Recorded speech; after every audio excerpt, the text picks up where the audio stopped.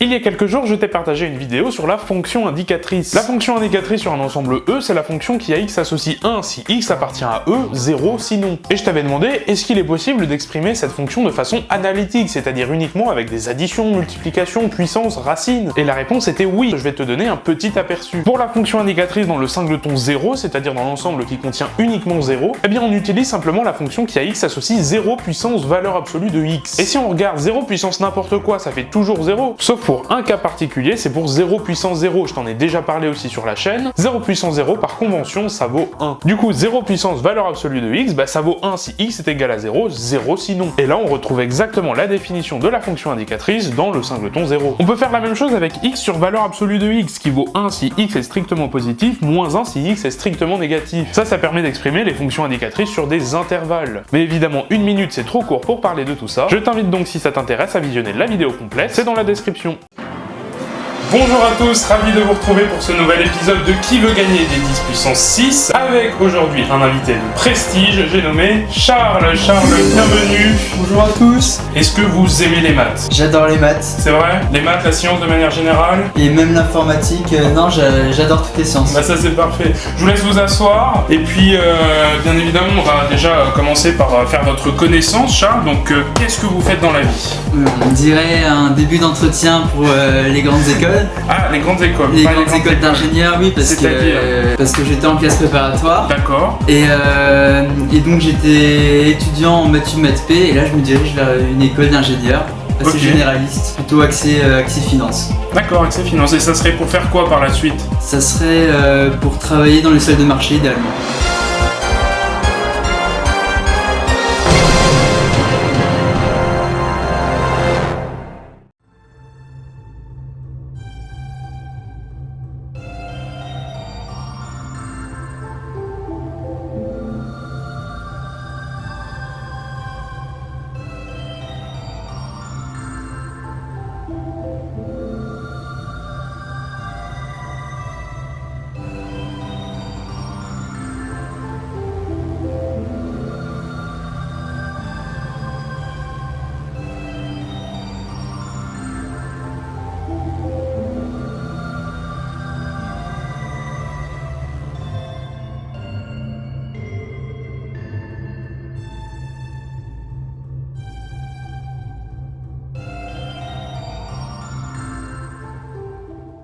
Ton prof de maths t'a sûrement déjà répété plusieurs fois, on ne dit pas l'image de l'antécédent. Mais pourquoi? Bah déjà, la première raison, c'est qu'on ne dit jamais l'antécédent, puisque potentiellement, il existe plusieurs antécédents pour un nombre donné. En plus, il faut préciser de quelle fonction on parle. Souvent, on dit l'image de x par la fonction f, ou un antécédent de y par la fonction f. Et en plus de ça, il faut toujours préciser à chaque fois de x ou de y. C'est pourquoi si tu dis l'image de l'antécédent, bah en fait, on tourne un peu en rond, parce que l'antécédent, il faut préciser de qui? Bah du coup l'antécédent de l'image. Mais l'image de qui? Bah de l'antécédent.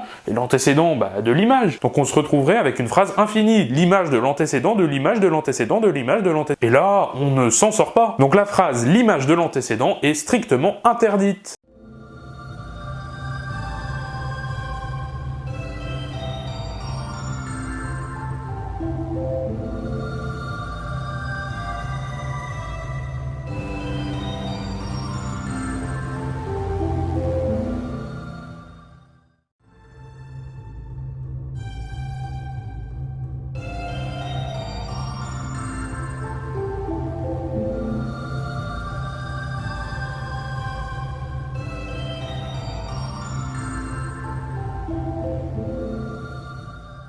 J'ai souvent vu mes camarades en cours de maths rencontrer ce genre de choses. P implique non P, ou P c'est une phrase, une proposition mathématique. Et en voyant ça, mes camarades se disent « Oh bah c'est faux » ou alors « J'ai fait une erreur ». Eh bien non, il n'y a pas d'erreur. En fait, ce qu'il faut comprendre, c'est que la flèche implique, c'est simplement du sucre syntaxique, c'est-à-dire un petit truc qui nous permet d'écrire les choses plus facilement. En fait, A implique B, c'est simplement équivalent à non A ou B. Du coup, P implique non P, bah c'est équivalent à non P ou non P. Mais là, on a deux fois la même chose dans un OU, donc on peut en supprimer 1, c'est donc équivalent à non P. Autrement dit, P implique non P, bah c'est pas forcément faux. Si jamais notre proposition est fausse, par exemple 0 est égal à 1, eh bien P implique non P, bah ça sera vrai. En revanche, si à la place de implique on met équivalent à, là ça devient complètement faux. Puisque P est équivalent à non P, bah ça c'est équivalent à P et non P. Et ça bien sûr, c'est toujours faux.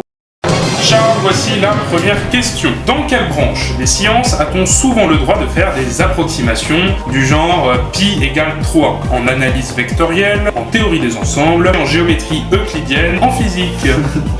Vous aimez par exemple la théorie des ensembles, ça vous parle? Ah oui, ça me parle beaucoup. Et c'est une des branches des mathématiques que j'aime le moins, je crois. Je sais pas, collectionner des éléments, ça vous parle pas trop? Non, je préfère collectionner les Pokémon, mais je dirais que c'est un peu trop tiré par les cheveux de temps à autre. Vous pensez pas que c'est un peu un bon exercice de rigueur par exemple? Si, et je pense que au lycée on devrait peut-être plus le travailler, car une fois en prépa, c'est dur de s'y mettre dedans. Bon alors c'est quoi ici la réponse?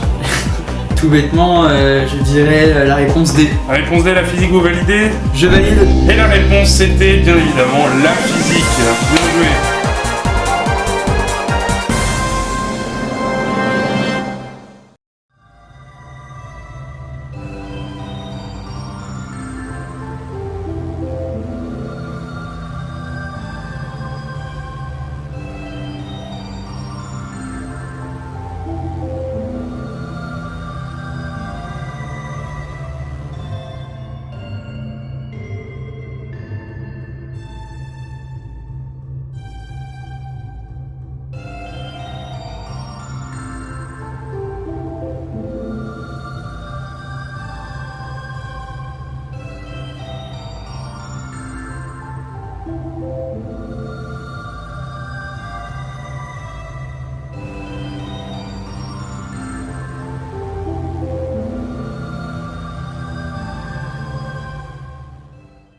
Il y a pas longtemps sur la chaîne, je t'ai publié une vidéo qui parle de la logique intuitionniste. Aujourd'hui, je t'en fais un petit résumé. La logique intuitionniste ou constructiviste, c'est simplement une autre logique des mathématiques. Cette logique se base sur cette formule qui nous dit en gros que quelque chose de pas faux n'est pas forcément vrai. Les intuitionnistes rejettent donc le principe du tiers exclu qui nous dit qu'on a non P ou P, soit quelque chose est faux, soit quelque chose est vrai. Cela signifie donc qu'il peut exister une troisième valeur de vérité. C'est d'ailleurs dans le nom, le tiers exclu. Cela implique aussi de rejeter les démonstrations par l'absurde, ça se traduit par cette formule, et à rejeter ainsi le quantificateur existentiel qui nous dit que il existe x tel que p de x. En logique intuitionniste, c'est bien beau de dire que quelque chose existe, mais c'est encore mieux de le construire, de trouver une façon de construire cet objet x. Beaucoup d'intuitionnistes rejettent donc aussi l'axiome du choix, mais évidemment une minute c'est trop court pour en parler, je te mets ma vidéo complète dans la description.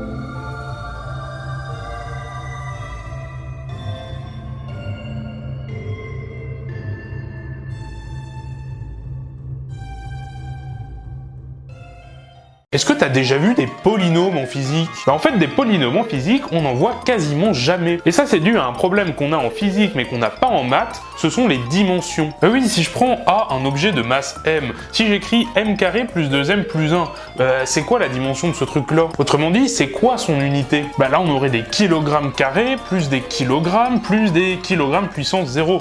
Puis évidemment, c'est la même chose avec quasiment toutes les autres unités, les distances, les températures. Mais il y a une unité qui échappe à la règle, ce sont les radians. Et oui, c'est quoi la dimension d'un angle? Bien même si un angle a une unité, en l'occurrence le radian la plupart du temps, un angle n'a pas de dimension, ou alors il est de dimension 0. C'est pourquoi l'unité d'un polynôme d'angle, ça peut rester en radians. Aujourd'hui, je te propose une petite énigme. Prenons un ensemble E inclus dans R. En gros, E c'est un ensemble qui contient des nombres réels. Mais je veux que E soit inclus dans E bar. E bar c'est quoi? C'est le complémentaire de E, c'est-à-dire l'ensemble de tous les réels qui ne sont pas dans E. Essaye donc de me trouver un tel ensemble, je te laisse mettre ta réponse dans les commentaires, et bien évidemment je te donnerai la réponse demain, donc abonne-toi à la chaîne si tu ne veux pas la rater.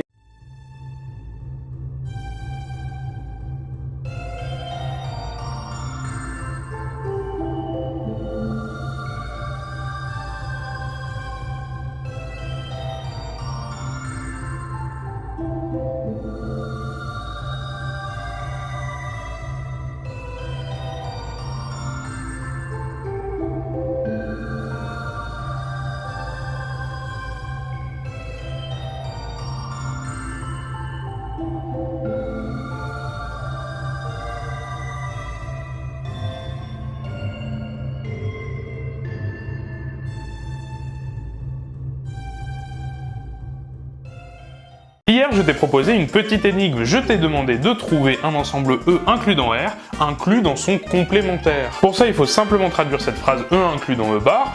Ça nous dit que pour tout X dans E, X n'appartient pas à E. Mais ça, évidemment, ça a l'air complètement faux. X ne peut pas être à la fois dans E et ne pas appartenir à E. Mais en fait, ce truc, ça peut se traduire autrement. On peut le traduire à l'aide d'un il existe et d'une négation. On obtient donc la négation de il existe X dans E tel que X est dans E. Sauf qu'évidemment, X dans E, c'est deux fois la même chose, on peut en mettre qu'un. En simplifiant, on obtient donc ceci, et non, il existe X dans E, ça veut dire quoi? Eh bien, intuitivement, cela correspond à il n'existe pas de X dans E. Et ça, évidemment, ça veut dire que E, c'est l'ensemble vide. Alors, j'espère que t'avais trouvé. Je pense que je vais appeler un ami. Alors, bonjour, c'est Médéric pour Qui veut gagner des 10 puissance 6. Il y a Charles qui a décidé de vous appeler parce qu'il avait besoin de vous sur une question. Vous pensez pouvoir l'aider? Inch'Allah, comme on est en bonne famille. Jules, il a vraiment besoin de vous, donc vraiment, faut être hyper concentré sur cette question. Il n'y a pas de limite de temps, c'est une nouvelle règle, donc vous pouvez même parler avec lui, tranquille. La question c'est, lequel de ces termes désigne une loi de composition interne à R étoile? Réponse A, le quotient. Réponse B, la division. Réponse C, le rapport. Réponse D, la fraction. Après la division ça revient à multiplier par l'inverse donc Ouais mais la division tu vois c'est la fraction pour moi c'est un objet mais c'est un cinquième tu vois mais c'est pas le divisé quoi. Moi je dirais c'est mon dernier mot Jean-Pierre. C'est le dernier mot de Jules. Est-ce que vous Charles vous optez pour la réponse que vous propose votre ami Jules?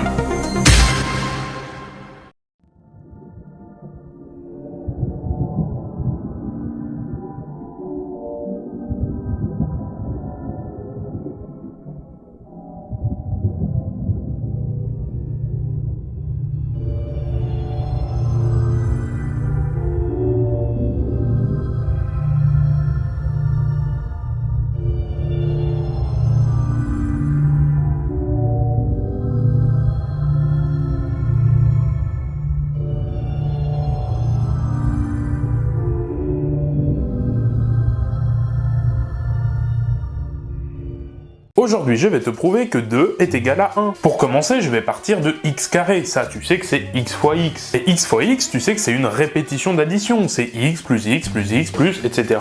Combien de fois? Eh bien, x fois. Et donc ça, évidemment, c'est vrai pour tout x entier positif. Maintenant, ce que je vais faire, c'est dériver cette expression. Je vais dériver x carré. Et ça, tu sais que ça fait 2x. Pour garder l'égalité, je vais aussi dériver x plus x plus x, etc. La dérivée d'une somme, tu sais que c'est la somme des dérivés. Donc pour dériver x plus, etc., il faut simplement dériver chacun des termes et additionner tout ça. Mais la dérivée de x, c'est quoi? C'est 1. Et des 1, on en a combien?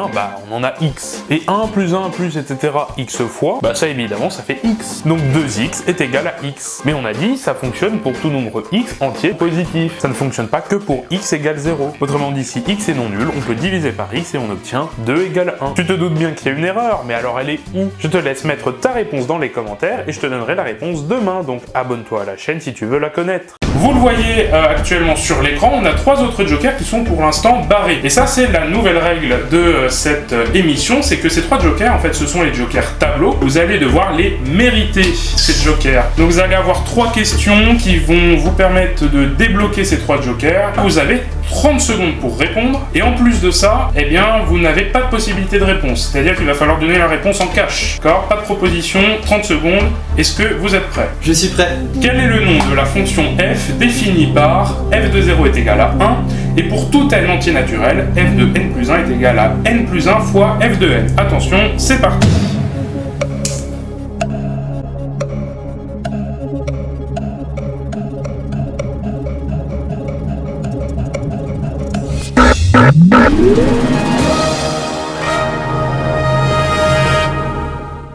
Il y a pas longtemps sur la chaîne, je t'ai publié une vidéo dans laquelle je t'explique comment calculer des sommes vides, des produits vides, des maximums vides. Bref, tout un tas de fonctions, d'opérations sur l'ensemble vide. Et en fait, pour calculer ce genre de choses, on fait appel à l'élément neutre. Par exemple, une somme vide, c'est 0, puisque 0 plus n'importe quoi, ça fait toujours ce même n'importe quoi. Pour la multiplication, c'est 1. Mais pour les intégrales, déjà une intégrale, tu sais que c'est comme une somme, donc tu te doutes que la réponse, ça va être 0. Et j'ai une explication plus rigoureuse à te proposer. En fait, il faut partir de la relation de Chasles. si je prends A inter B qui vaut soit l'ensemble vide, soit un singleton, donc de cardinal plus petit que 1, bah, l'intégrale de f de t dt sur A union B, bah, c'est simplement la somme, hein, l'intégrale sur A de f de t dt plus l'intégrale sur B de f de t dt. Et maintenant, si je remplace B par l'ensemble vide, A union ensemble vide, bah, ça fait A. Bah, l'intégrale sur A, on l'a de chaque côté, je peux donc soustraire l'intégrale sur A de chaque côté, et j'obtiens naturellement que l'intégrale sur l'ensemble vide, bah, ça vaut 0. Bonjour, ravi de vous retrouver pour ce nouvel épisode de Qui veut gagner les 10 puissance 6. Charles, venez nous rejoindre. L'appel à un ami, vous n'aurez plus de limite de temps. Le Joker Switch vous permet simplement de changer de question. À nouveau, nouvelle règle pour ce Joker, vous aurez le choix entre deux thèmes. On a 3 autres Jokers qui sont pour l'instant barrés. Ces Jokers, vous le constatez, ne sont pas disponibles dès le début du jeu. Vous allez devoir les mériter, ces Jokers. Je n'en dis pas plus. Quel professionnalisme, Médéric. Ou réponse D en physique. Allô, Jules? Allô, Inch'Allah, comment on est en Bretagne? Ça serait l'ensemble des fonctions de l'ensemble de départ n allant dans 0, 1. C'est mon dernier mot.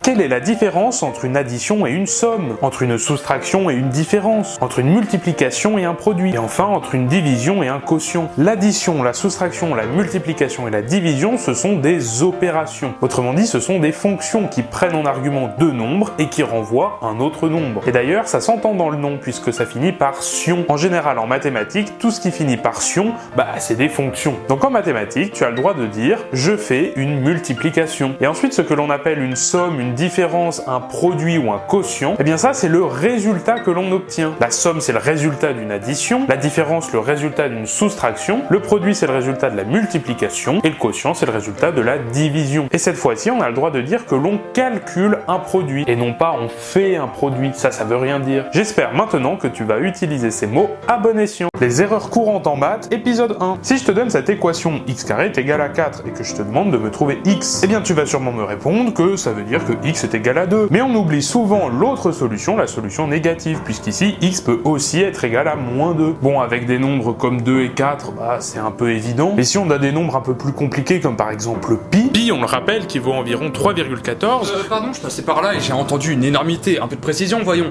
Pi, c'est environ 3,1415, 92, 653, 589, 79, 32, 38, 46, 26, 43, 38, 32. Une façon de ne pas tomber dans le piège, c'est de transformer l'équation en équation polynomiale, puis ensuite de factoriser ce polynôme. X carré est égal à 4. Si on soustrait 4 de chaque côté, on obtient bien x carré moins 4 est égal à 0. Et là, on reconnaît une identité remarquable. Et là, c'est évident, on n'oublie pas la solution moins 2. Et il faut faire super gaffe, parce que ce problème, on l'a tout le temps. Sauf avec les puissances impaires.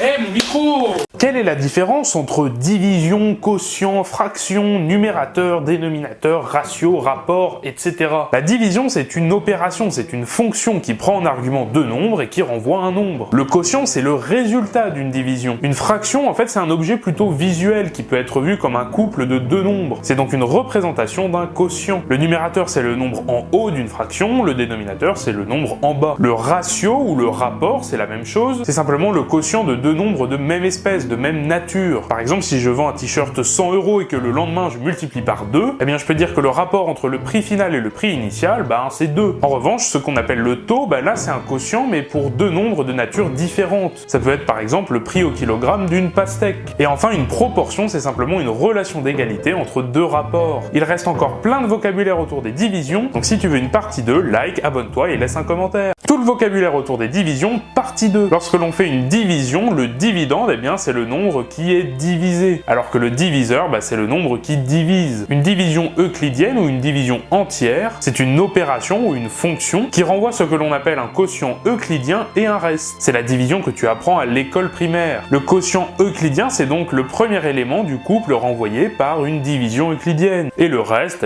c'est le deuxième élément. La congruence, c'est une relation d'équivalence entre deux entiers entiers ayant le même reste dans la division euclidienne par un certain entier. Le modulo en mathématiques, c'est simplement un indicateur de classe d'équivalence. On dit parfois que A est congru à B modulo n pour dire que A et B ont le même reste dans la division euclidienne par n. Et le modulo en informatique, eh bien cette fois-ci c'est une fonction et qui renvoie simplement le reste de la division euclidienne de ces deux entiers. Tout le vocabulaire sur la division, partie 3. L'obèle, c'est le symbole de la division. Obèle a d'ailleurs donné son nom à Obélix, de la même façon que le symbole de la multiplication a donné son nom à Astérix. L'inverse d'un nombre x, c'est le nombre qui, multiplié par x, est égal à 1. Un nombre rationnel, c'est un nombre réel qui peut s'écrire sous la forme d'une fraction de deux entiers. Une fraction rationnelle, c'est un objet abstrait qui peut s'écrire sous la forme d'une fraction de deux polynômes. Une partition d'un nombre x, c'est simplement un ensemble ou une famille de nombres réels dont la somme vaut x. Alors qu'une partition d'un ensemble, E, c'est une liste d'ensembles non vides et disjoints dont l'union est égale à E. Le pourcentage, c'est le rapport entre deux mesures multipliées par 100. La proportionnalité, ça exprime le fait que deux fonctions soient égales à une constante multiplicative près. Donc si l'une ne s'annule pas, eh bien le rapport des images des deux fonctions est une fonction constante. La collinéarité, c'est une généralisation de la proportionnalité au vecteur. Et enfin, on dit que deux droites du plan euclidien sont parallèles lorsque le rapport de leur pente vaut 1.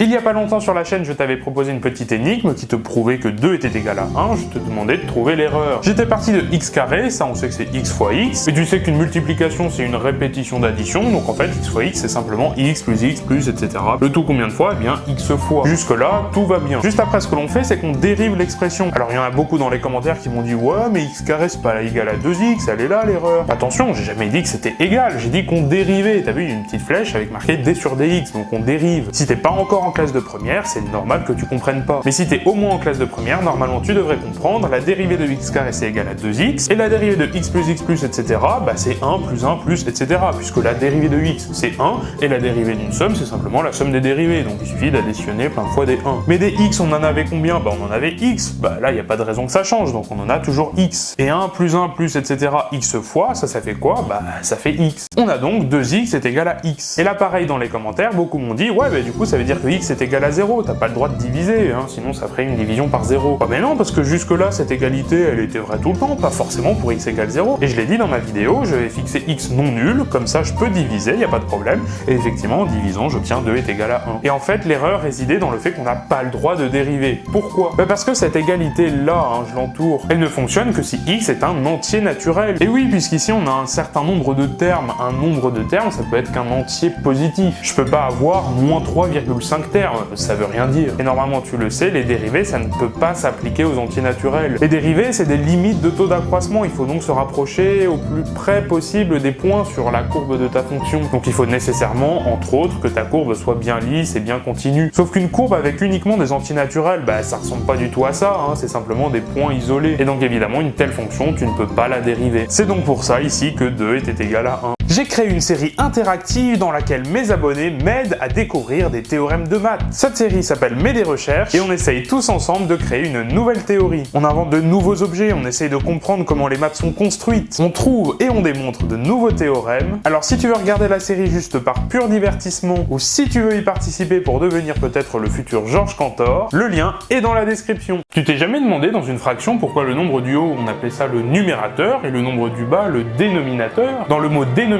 il y a le mot nom, N-O-M. Et ça s'explique parce que le nombre du bas, c'est lui qui va donner le nom à notre fraction. Et oui, si b égale 3, on dira que c'est des tiers. Si b égale 4, ce sont des quarts. Si b égale 12, ce sont des douzièmes. Donc le nom de la fraction va dépendre du nombre du bas. C'est donc normal d'appeler ça le dénominateur. Il dénomme la fraction. Et le nombre du haut, le numérateur, on entend bien num, hein, ça a la même étymologie que numéro ou même nombre, parce que c'est lui qui va donner une valeur numérique, une valeur quantitative à la fraction. Par exemple, ici, on a 5 tiers. Et là, on a 17 douzièmes. Elles sont sympas, ces fractions, quand même. Dans ma série Mes recherches, dans laquelle on s'adonne tous ensemble à créer une nouvelle théorie mathématique, on s'intéresse presque aux métamathématiques, c'est-à-dire à la façon dont les maths fonctionnent, à la façon dont les maths sont construites. On essaye donc un peu de comprendre l'approche historique des maths, et de comprendre surtout sur quoi elles sont fondées. Et en particulier, on s'intéresse à la théorie des ensembles. Tu sais, en maths, c'est simplement des trucs qui rassemblent des trucs. Un ensemble, c'est comme une collection, hein. Une collection, collection de timbres par exemple.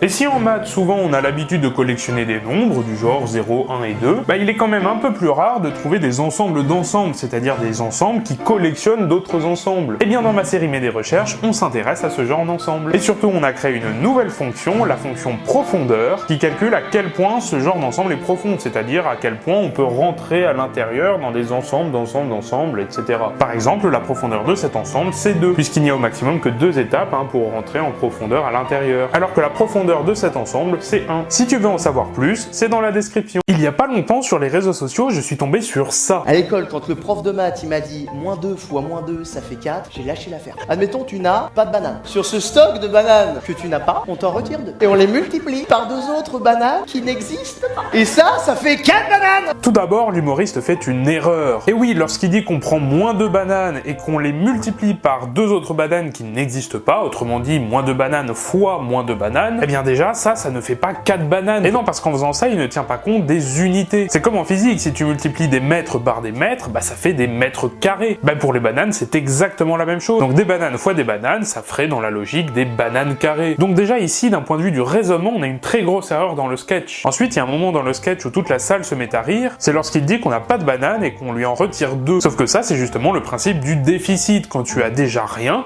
et qu'on te retire encore quelque chose. Si tu veux savoir quels sont les autres problèmes dans ce sketch, mets un like pour la partie 2. Il y a pas longtemps sur les réseaux sociaux, je suis tombé sur ça. Sur ce stock de bananes que tu n'as pas, on t'en retire 2. Et on les multiplie par 2 autres bananes qui n'existent pas. Et ça fait 4 bananes. J'ai déjà fait une première partie dans laquelle je t'expose les premiers problèmes de ce sketch. Aujourd'hui, c'est la deuxième partie. Admettons que l'humoriste ne fasse pas d'erreur sur les unités, donc qu'il ait -2 bananes et qu'il multiplie par -2, et non pas par -2 bananes. -2 bananes fois -2, ça fait donc 4 bananes. Pourquoi? Ça vient d'où? Mais comme je l'ai déjà dit dans la première partie, -2 bananes, ça correspond à un déficit de bananes. Tu dois des bananes à quelqu'un. Et quand tu fais une multiplication par -2, en réalité, il faut décomposer ce -2. Dans -2, tu as à la fois un moins, qui correspond le moins à une multiplication par -1. Multiplié par -2, ça revient donc à d'abord multiplier par -1, autrement dit le déficit de 2 bananes, ça devient un bénéfice de 2 bananes, mais dans le -2, il y a aussi un 2, donc faut pas oublier de multiplier par 2 derrière, et donc 2 bananes fois 2, bah ça fait 4 bananes, et tu vois, c'est totalement logique. Ouais, franchement, les maths, y a pas de quoi en faire un sketch. J'ai une série interactive qui s'appelle Mais des recherches, et dans laquelle on crée tous ensemble une théorie de maths, on invente et on démontre de nouveaux théorèmes, et on s'intéresse de très près à la théorie des ensembles, la théorie ZFC. Mais qu'est-ce que c'est que ce truc? Plus rigoureusement une théorie axiomatique, ça se base sur des axiomes, autrement dit des phrases que l'on va considérer comme vraies. L'axiome le plus banal de la théorie ZFC, franchement c'est drôle à quel point il est simple,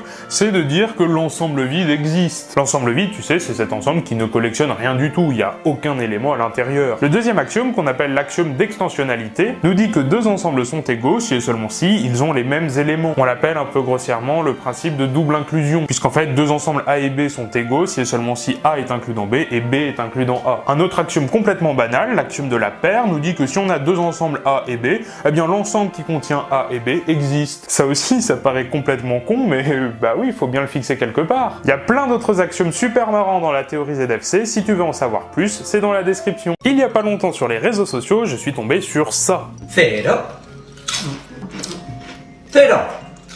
Malheureusement, les balances ne sont pas précises, puisque si on devait afficher la réelle masse d'un objet, il faudrait potentiellement une infinité de chiffres après la virgule. Alors il y a plusieurs façons d'arrondir, on peut arrondir à l'entier en dessous, à l'entier au-dessus, mais en mathématiques, l'arrondi le plus célèbre, c'est l'arrondi à l'entier en dessous. La partie entière que l'on note comme ceci, en fait, ça vérifie cette propriété. Si jamais tu manges 2 chips, quelle sera la masse totale des chips que tu as engloutis? Si une chips a une masse m, évidemment, ça sera 2m. Admettons que tu pèses les deux chips ensemble, eh bien la balance va t'afficher la partie entière de 2m. Mais si tu les pèses une par une, la première fois elle t'aura affiché la partie entière de m, puis la deuxième fois aussi. Au total, elle t'aura donc affiché 2 fois la partie entière de m. Sauf qu'en procédant comme ça, la balance elle va arrondir à chaque fois. 2 fois la partie entière de m, c'est inférieur ou égal à la partie entière de 2m. Donc si tu veux faire un régime, fais attention quand tu pèses tes chips.